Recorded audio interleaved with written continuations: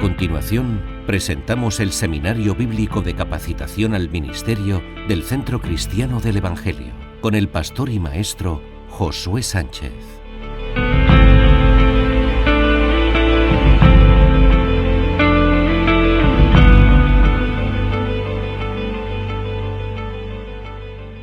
Un saludo, que el Señor os bendiga grandemente. Bienvenidos a una nueva clase del seminario.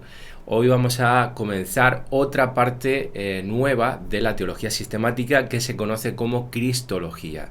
Es una de las partes más importantes de todas cuantas vamos a ver en esta asignatura, porque vamos a tocar doctrinas que son esenciales, vitales, fundamentales para nuestra fe, para el cristianismo.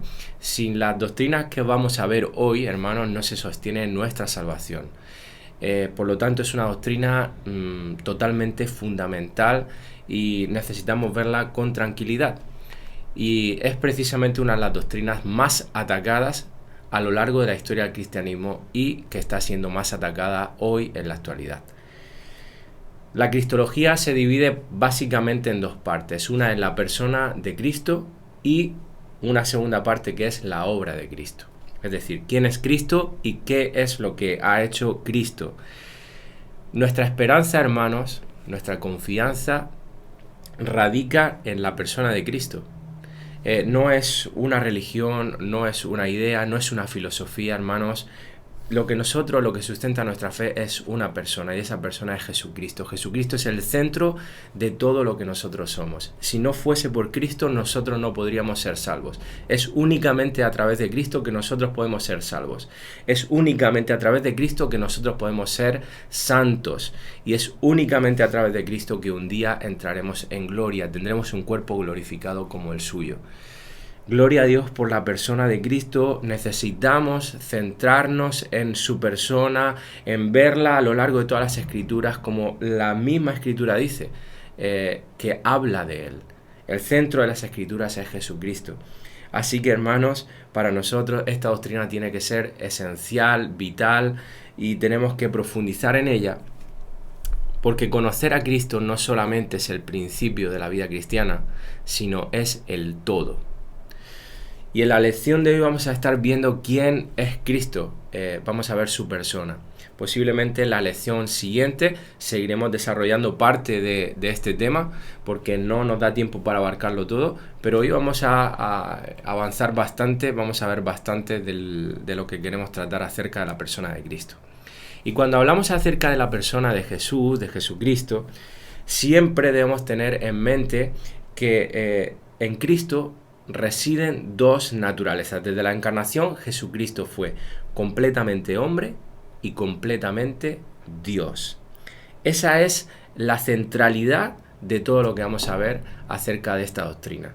Es decir, en Cristo residen dos naturalezas. La Escritura enseña que Jesucristo fue completamente Dios y completamente hombre en una persona, y así será para siempre.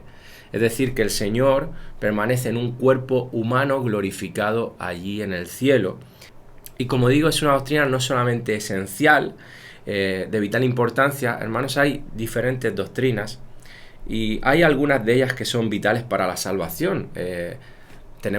Necesitamos tener un conocimiento acerca de nosotros mismos, de nuestro pecado, de la persona de Dios, de la cruz, de la redención, y entre todas ellas está la doctrina vital y esencial de la deidad y humanidad de Cristo. Fíjate lo que dice Miguel Núñez en su libro, me gusta cómo lo expresa. En el libro Jesús, el hombre que desafió el mundo y que confronta tu vida, dice: negociar la divinidad de Jesús es negociar toda la fe cristiana. Satanás conoce eso y por lo tanto ha tratado de levantar múltiples movimientos que a lo largo de la historia han tratado de negar esta verdad.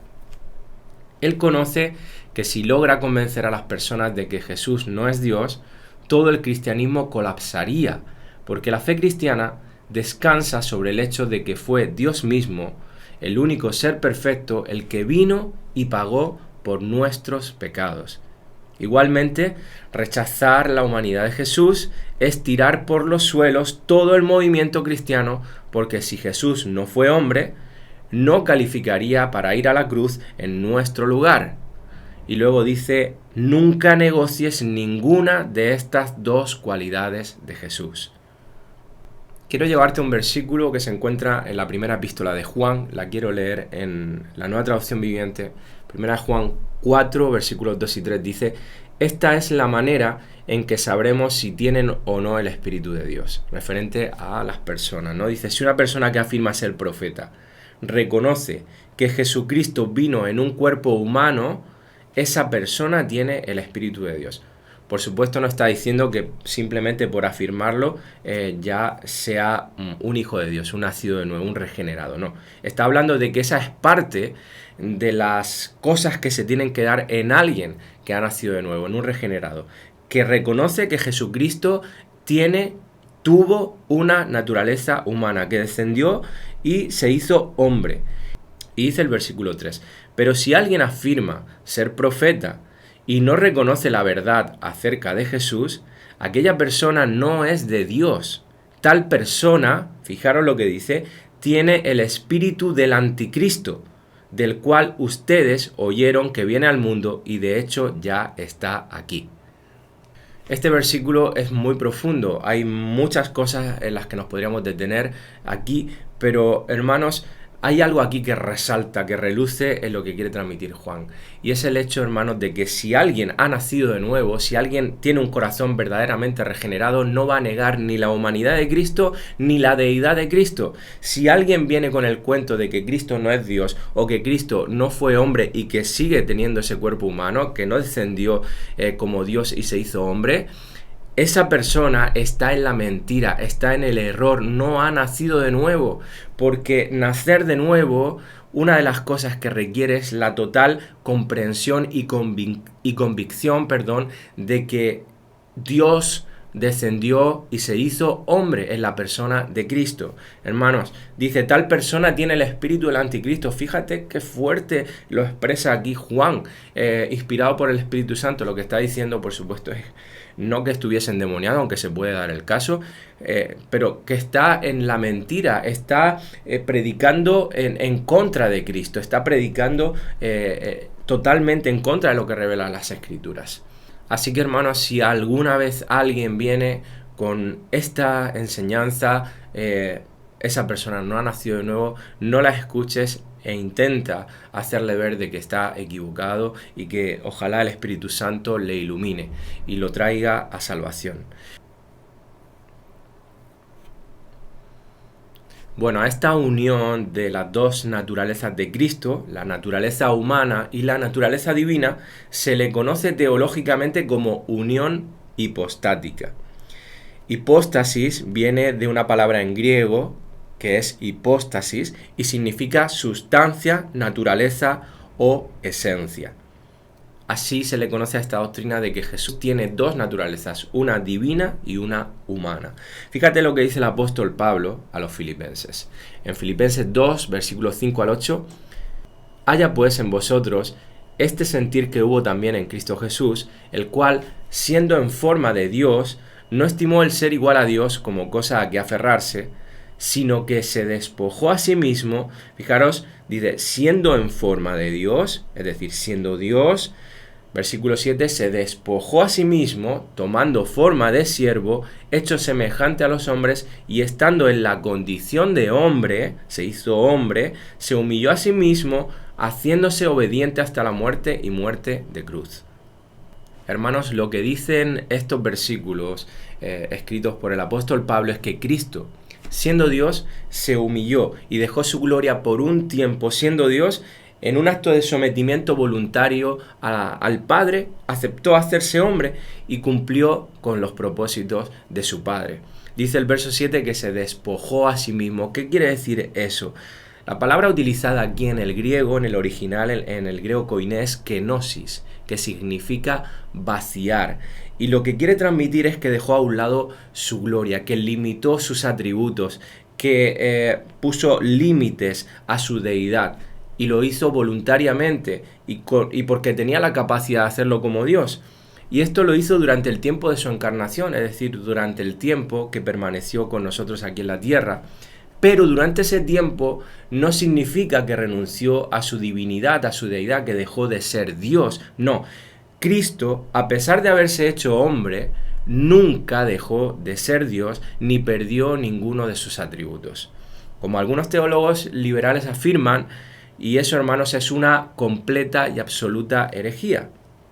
Lo que Dios es, siempre lo ha sido y nunca lo dejará de ser, porque si no, hermanos, dejaría de ser Dios. Si Dios perdiera alguno de sus atributos, entonces dejaría de ser Dios.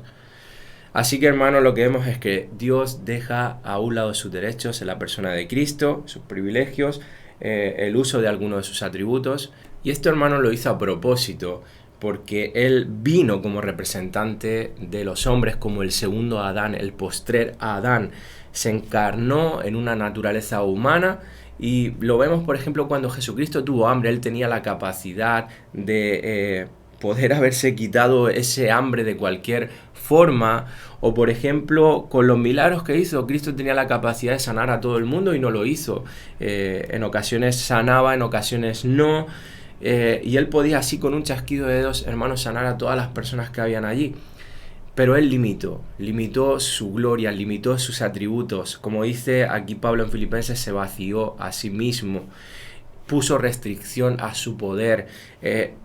Y eso no indica necesariamente que no tuviera ese poder, sino que puso restricciones durante su tiempo aquí en la tierra como hombre.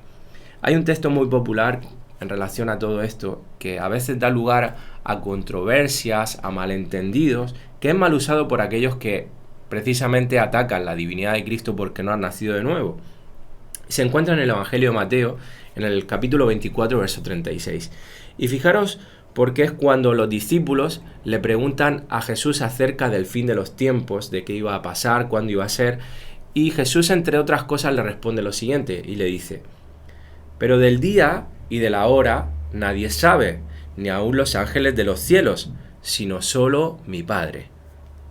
Bueno, este versículo puede transmitir la idea o dar la sensación de que Jesús no lo sabía todo, de que no era omnisciente, de que si solamente lo sabía el Padre y Él no era Dios. Entonces, hermanos, ¿cómo se resuelve esta controversia? Porque esto no es lo que nos enseñan las Escrituras. Las Escrituras claramente nos muestran a Cristo como Dios. Él mismo afirmó ser Dios, como ahora veremos en varias partes en los Evangelios. Pues esto se entiende entendiendo la kenosis, de que Dios limitó sus atributos, y entre esos atributos, en su humanidad, limitó su omnisciencia. A veces la puso en funcionamiento cuando discernía el corazón de los hombres, veía los pensamientos de los hombres, pero en otras ocasiones vemos como Cristo crecía en sabiduría conforme iba creciendo como hombre, como cuando pasó de joven a adulto, y como en ocasiones como esta, cuando Él habla como hombre y dice que solamente el Padre lo sabe. Hermanos, Lucas 2:52 dice: y Jesús crecía en sabiduría y en estatura y en gracia para con Dios y con los hombres. Dios no necesita crecer en sabiduría, pero aquí Jesucristo, hecho hombre, limitando sus atributos, en este caso la omnisciencia, ¿qué es lo que sucede? Que necesita de esa edad de joven, de adolescente a adulto, necesitaba crecer en sabiduría, a pesar de él tener todavía su naturaleza divina, la cual no necesitaba aprender absolutamente nada. Esto nos puede chocar, es un misterio, hermanos, pero esta es la realidad que nos muestran las Escrituras y tenemos que aceptarla y estar plenamente convencidos de ella. Volviendo a la unión hipostática. Esa unión de la naturaleza humana y divina no es una fusión. No podemos confundir unión con fusión.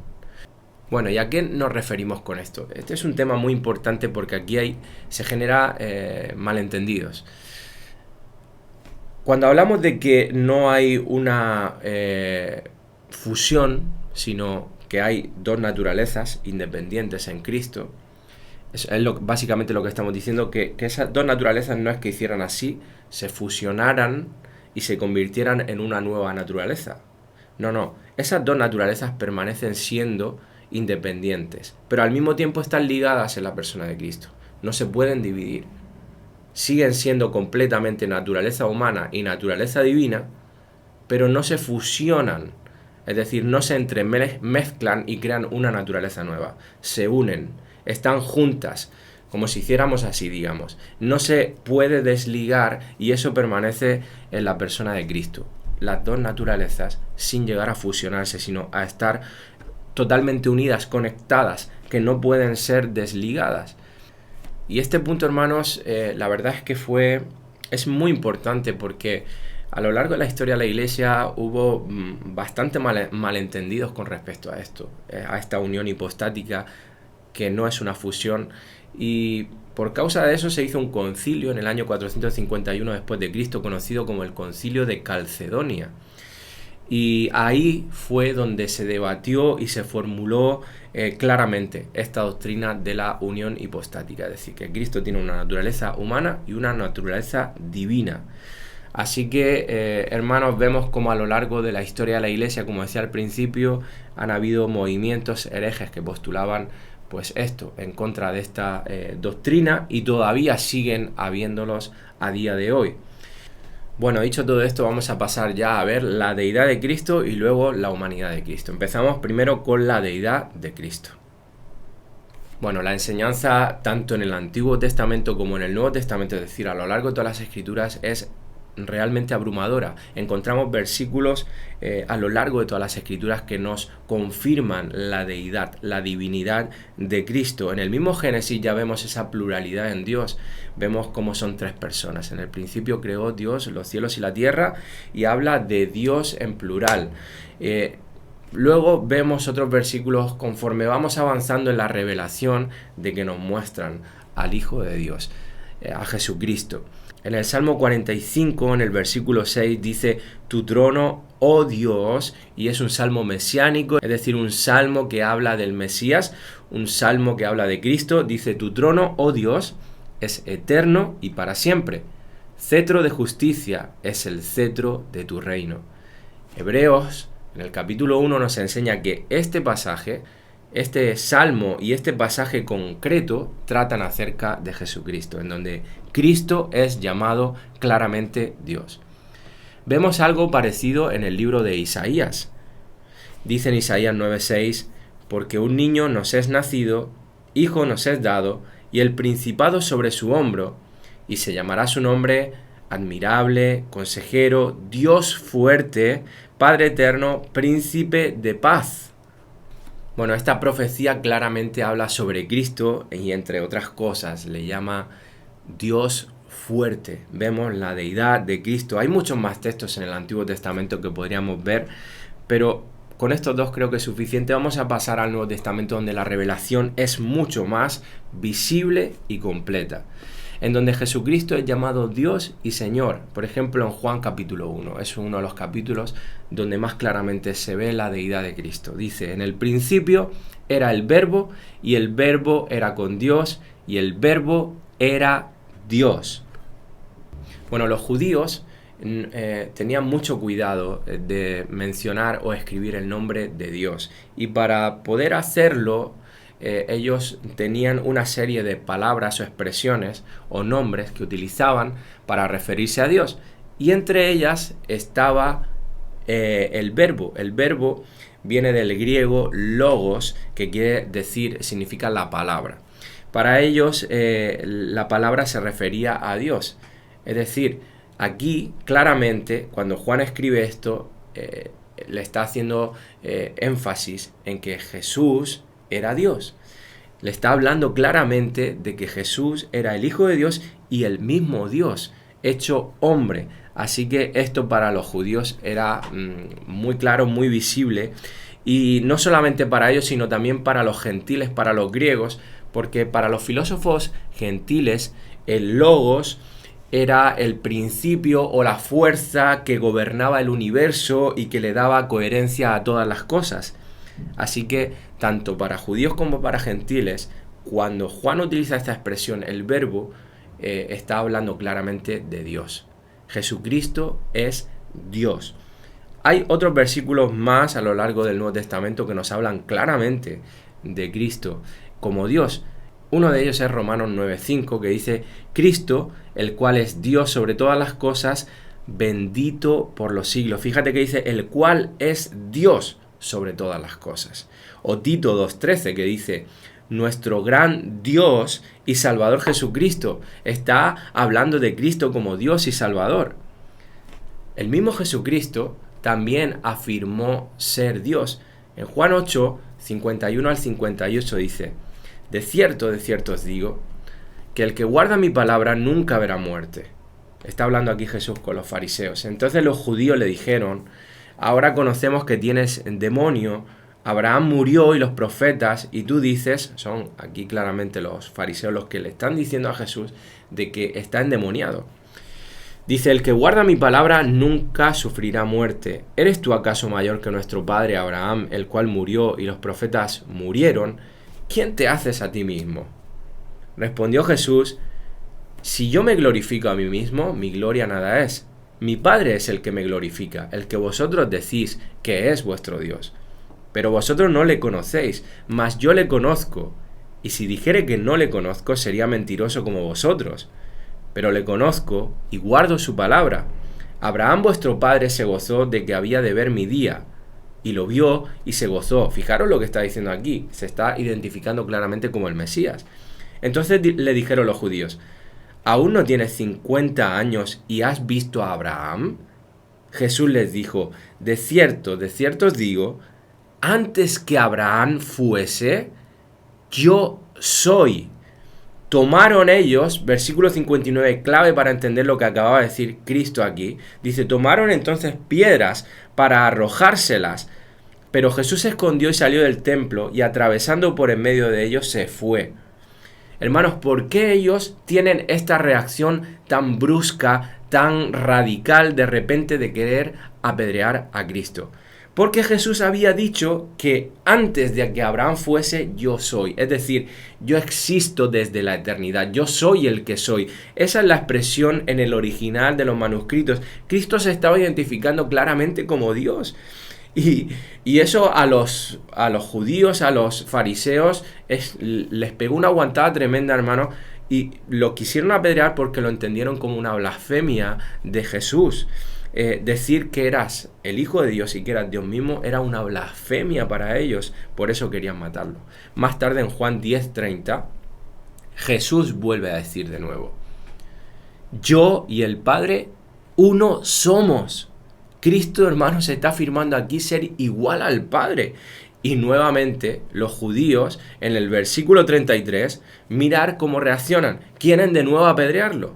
Dice, por buena obra no te apedreamos, sino por la blasfemia, porque tú siendo hombre te haces Dios. Jesucristo afirmó ser Dios, por eso querían matarlo. No, para ellos esto era inaceptable, que Cristo fuera Dios, que Él afirmara ser Dios. Hermanos, Juan 14:9 dice, Jesús le dijo, ¿tanto tiempo hace que estoy con vosotros y no me has conocido, Felipe? Uno de sus discípulos. Dice, el que me ha visto a mí, ha visto al Padre, porque ha visto a Dios. ¿Cómo pues dices tú, muéstranos al Padre? Hermanos, es tremendo. El Evangelio de Juan precisamente es un evangelio que enfatiza la deidad de Cristo. Está escrito desde ese enfoque, de mostrar a Cristo como Dios. Hermanos, hay muchos más versículos, no solamente en Juan, aunque ahora vamos a ver alguno más de Juan, pero a lo largo de todo el Nuevo Testamento. Jesucristo también se presenta como el objeto de adoración del creyente. Y entendamos, hermanos, que los judíos solamente adoraban a Dios. Que alguien aceptara adoración o que adoraran a esa persona era algo totalmente contrario, porque los judíos tenían una religión monoteísta, es decir, no podía existir otra adoración que no fuera dirigida a Dios. Fijaros desde el mismo principio del Evangelio cómo a Jesús se le da adoración y recibe adoración y nunca la rechaza.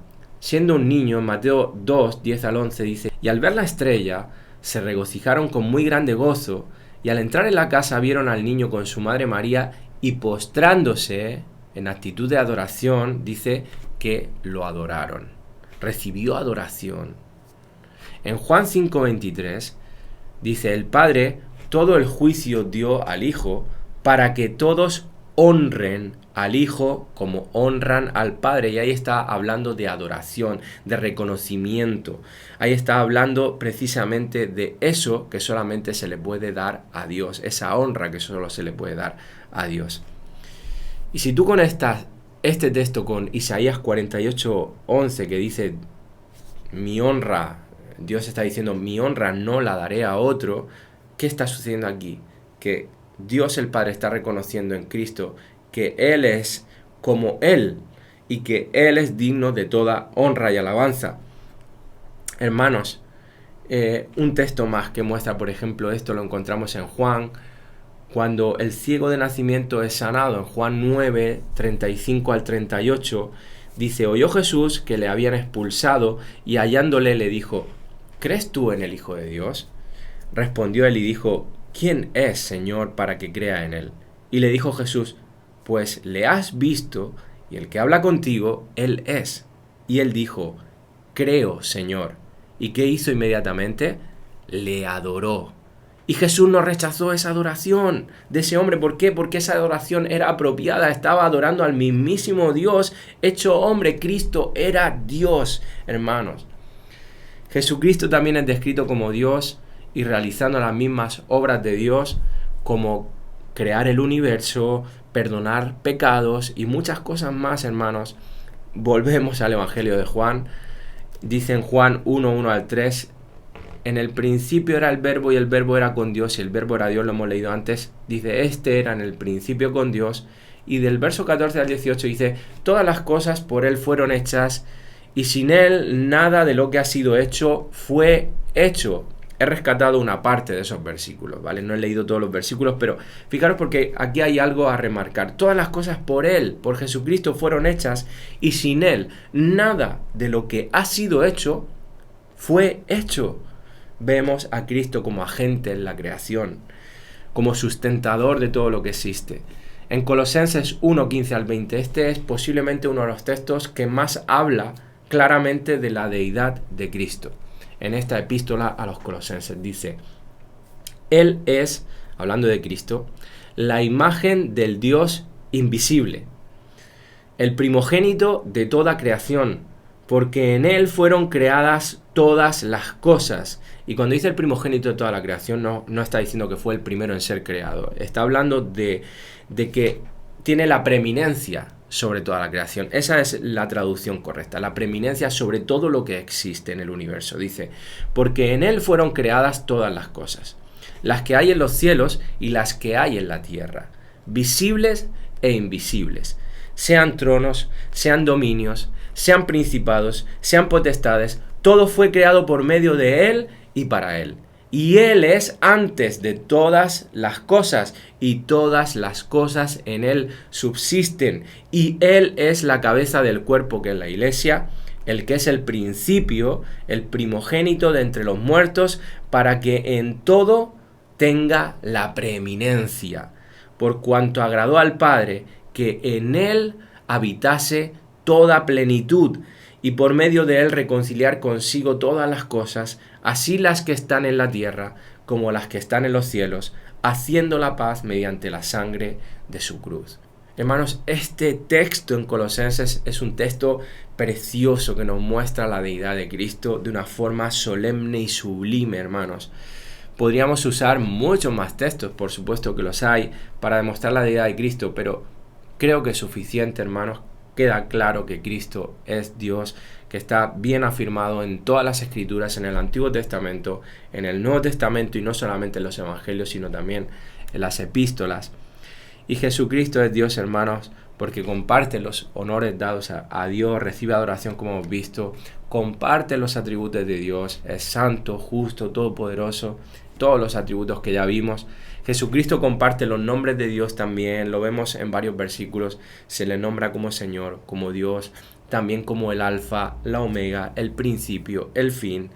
Jesucristo comparte las obras que Dios hace, perdona pecados, y nadie puede hacer eso sino solo Dios, resucita a los muertos, y nadie puede dar vida sino aquel que es vida, que tiene vida, que es el dador de vida. Crea el mundo, vemos como Dios es por medio de Él que todo existe y subsiste. y Jesucristo comparte el asiento del trono de Dios, como vemos también en las Escrituras. Hay varios movimientos cristianos actuales que niegan la divinidad de Jesús, que se autodenominan cristianos, pero digo que se autodenominan porque realmente no lo son, porque tú no puedes decir que eres cristiano, como hemos dicho antes, leyendo 1 Juan 4, si tú niegas o bien la humanidad o bien la deidad de Cristo. Y aquí tenemos dos movimientos religiosos que son reconocidos de hecho como sectas, que son los Testigos de Jehová y los mormones. Ambos niegan la deidad de Cristo. Los Testigos de Jehová creen que Jesús fue creado por Dios, fue un ser creado, y que como persona creada fue hijo de Dios, pero no es Dios mismo. Por otro lado tenemos los mormones, que niegan que Jesús sea Dios y lo ven únicamente como un profeta de Dios. Creen en Jesús, pero en sus enseñanzas creen que fue un gran profeta, pero no creen que fuese Dios mismo. De acuerdo a sus enseñanzas, Joseph Smith fue el último de los profetas, el último después de Cristo, quien vino a completar la revelación de Dios, porque todavía no estaba completa según ellos, y a llamar a la iglesia que se había desviado del camino. Estos dos movimientos, hermanos, son movimientos heréticos, herejes, no son movimientos realmente cristianos, aunque su nombre diga la iglesia de Jesucristo, de los santos de los últimos días. Realmente no es de Jesucristo. Es todo un marketing para entrarle a más personas, pero realmente son un movimiento hereje que tenemos que condenar. Pasamos ya a la humanidad de Jesús.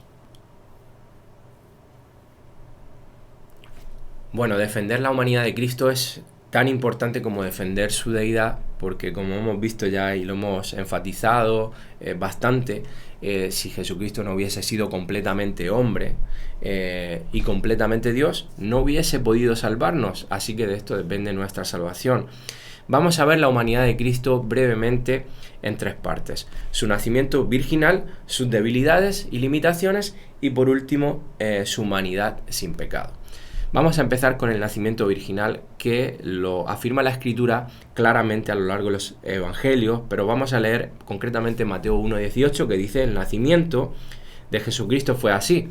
Estando desposada María, su madre, con José, antes que se juntasen, antes que tuviesen relaciones sexuales, se halló que había concebido del Espíritu Santo. Aquí hay algunas cosas en las que tenemos que meditar, hermanos, con respecto al nacimiento virginal. Jesucristo mismo podría, como Dios, haberse hecho hombre allí en el cielo y descender de alguna otra manera aquí en la tierra sin tener que pasar por el vientre de una mujer, como María. Pero entonces, si hubiese sido así, hermanos, hubiese sido muy difícil para nosotros creer en la verdadera humanidad de Cristo, en la completa humanidad. Y además no hubiera sido parte de la raza humana que descendía físicamente de Adán. No hubiese podido ser llamado el segundo Adán o postrer Adán. Por otro lado, hermanos, Dios también podía haber hecho que Jesús naciera directamente de dos padres humanos. Hubiera sido en este caso de José y de María. Y haber unido la naturaleza divina a ese ser humano que había nacido en algún momento de su experiencia humana. Pero en este caso, hermanos, si hubiese sido así, hubiese sido bastante difícil para nosotros comprender cómo podía Jesús ser completamente Dios, puesto que su origen era como el nuestro en todos los sentidos. Es decir, si se hubiese hecho en alguna de estas dos formas, no podríamos hablar de Jesús como completamente hombre o como completamente Dios. Así que la manera en la que Cristo, como Dios, viene al mundo es la manera perfecta.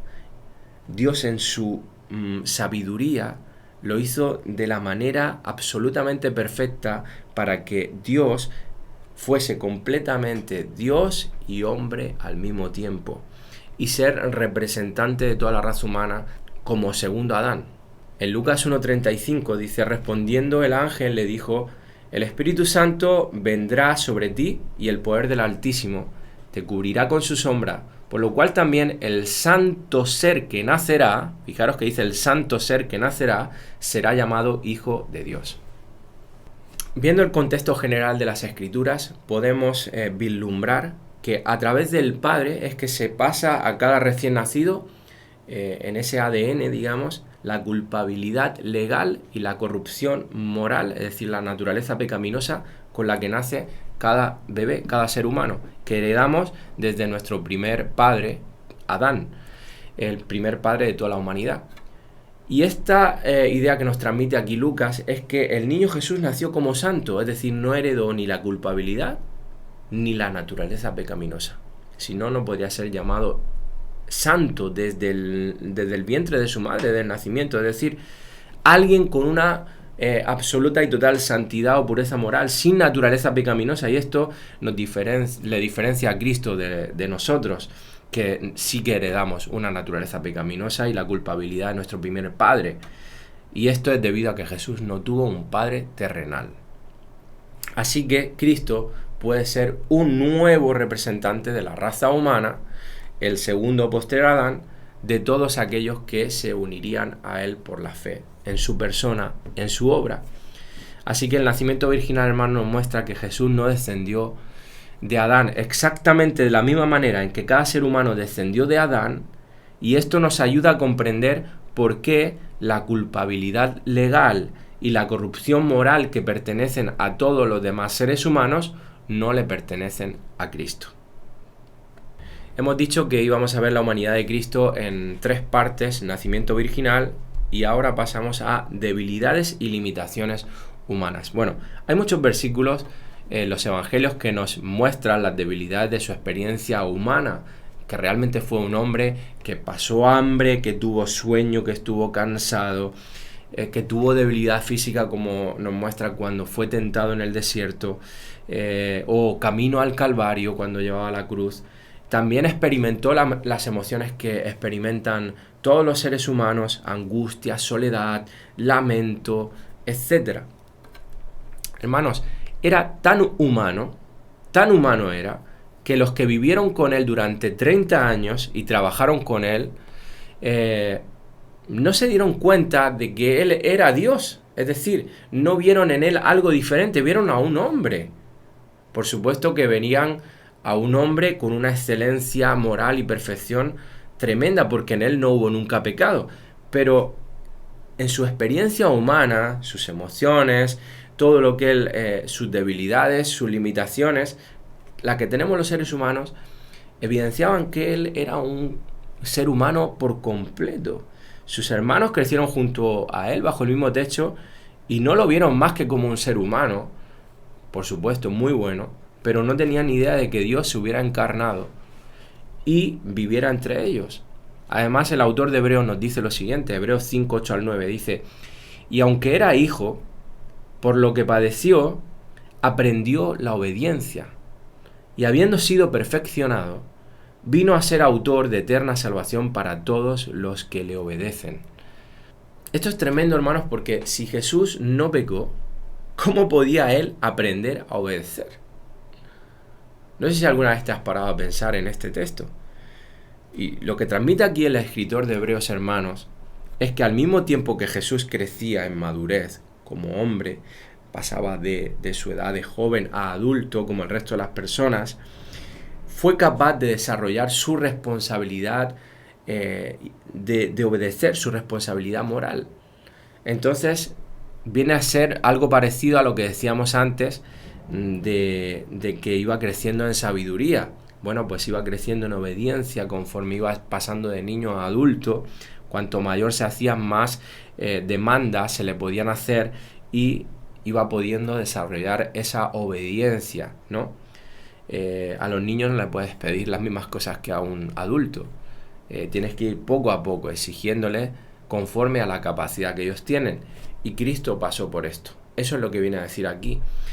No podemos interpretar este texto de otra manera, porque puede dar lugar a herejías, hermanos. Así que es tremendo. Jesús no pecó, y entonces este proceso pasó como humano. Tuvo que ir aprendiendo obediencia, desarrollando, creciendo en madurez como cualquier ser humano. Y esto habla claramente de su humanidad. Pasamos al último punto. He dicho nacimiento virginal, debilidades y limitaciones de su experiencia humana, pero también fue un hombre especial. un hombre perfecto, un hombre sin pecado. Jesús nunca pecó, hermanos. Él fue absolutamente perfecto, y esto lo vemos en textos como Hebreos 4, 14 al 16. Dice: por tanto, teniendo un gran sumo sacerdote que traspasó los cielos, Jesús el Hijo de Dios, retengamos nuestra profesión, porque no tenemos un sumo sacerdote que no pueda compadecerse de nuestras debilidades, porque vivió en esas debilidades, las experimentó, y fue tentado en todo según nuestra semejanza, pero dice, pero sin pecado. Acerquémonos pues confiadamente al trono de la gracia para alcanzar misericordia y hallar gracia para el oportuno socorro. En 2 Corintios 5:21 dice: al que no conoció pecado, es decir, nunca pecó, por nosotros lo hizo pecado para que nosotros fuésemos hechos justicia de Dios en él. Ambos versículos afirman claramente que Jesús nunca pecó, pero hay un detalle muy importante aquí en el versículo de Corintios que quiero resaltar. No es lo mismo decir que lo hizo pecador a que lo hizo pecado. Hacerlo pecador sería lo mismo decir que Jesús pecó en su humanidad. No, esto no es lo que nos dice este texto. Jesús nunca pecó, no fue pecador, él fue pecado. ¿Qué quiere decir que fue hecho pecado? Bueno, que cargó con el pecado de todos nosotros, de todos sus escogidos. Eso es lo que quiere decir. Pero Jesús nunca fue un pecador, nunca pecó. Y gracias a eso, hermanos, a su nacimiento totalmente santo y puro, y a su humanidad perfecta, en donde no pecó en ningún momento, a pesar de que aprendió en sabiduría, creció en sabiduría, aprendió obediencia, hermanos, nunca pecó. Pasó por nuestras debilidades y limitaciones como ser humano, pero nunca pecó. Fue perfecto moralmente todo el tiempo. Y algunos hermanos objetan y dicen que si Jesús no pecó, entonces que él no fue verdaderamente humano. Desvaloriza lo que Cristo hizo. Lo echan por tierra. Es muy triste, hermanos, porque quienes hacen esta objeción no se dan cuenta, hermanos, de que los seres humanos se encuentran ahora mismo en una situación totalmente anormal. Cuando Dios nos crea, en el jardín del Edén, nos crea absolutamente perfectos, sin corrupción.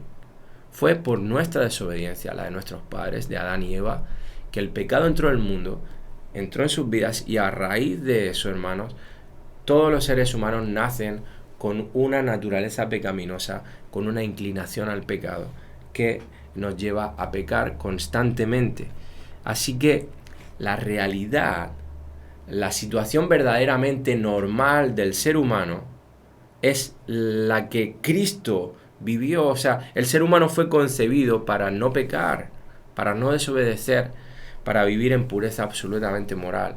Pero eso se rompió cuando el hombre desobedeció, escuchó a la serpiente, abrazó la mentira, y a raíz de ahí nacemos con una corrupción moral que nos lleva constantemente a pecar. ¿Por qué? Porque, como decíamos en la clase anterior, somos pecadores. Pecamos porque somos pecadores. No vemos, hermanos, ninguna falta en Jesús a lo largo de los evangelios, a lo largo de toda su vida. De hecho, las mismas personas que convivieron con él, no solamente de su grupo, sino de los fariseos y de los judíos, no tenían nada que decir en contra de él. Dice en Juan 8:46, ¿quién de vosotros me redarguye de pecado? Jesús lanza esta pregunta al aire. Y dice, pues si digo la verdad, ¿por qué vosotros no me creéis? Y nadie pudo responder negativamente a las palabras de Cristo, nadie pudo contradecir lo que Jesús había dicho, nadie podía redarguirlo de pecado, porque todos sabían que era un hombre perfecto. Los fariseos, los saduceos, todos absolutamente estaban de acuerdo en que este hombre era impecable en su santidad, lo cual echa mayor peso a su pecado de rechazar a la persona de Cristo. Es significativo, hermanos, que cuando, por ejemplo, Jesús está siendo sometido a juicio ante Pilato, Pilato diga esto: salió otra vez a los judíos, Juan 18:38, y les dijo, yo no hallo en él ningún delito. ¿Por qué? Porque no lo tenía.